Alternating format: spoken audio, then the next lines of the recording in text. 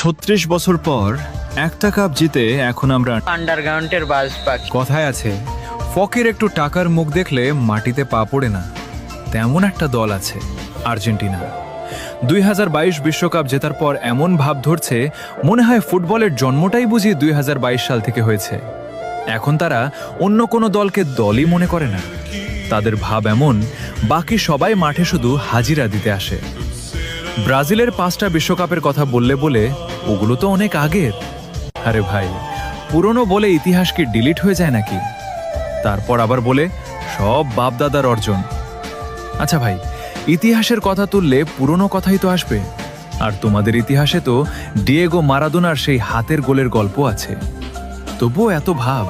আর আমাদের বাপদাদাদের ছিল জমিদারি, 5টা কাপ রেখে গেছে উত্তরাধিকার হিসেবে।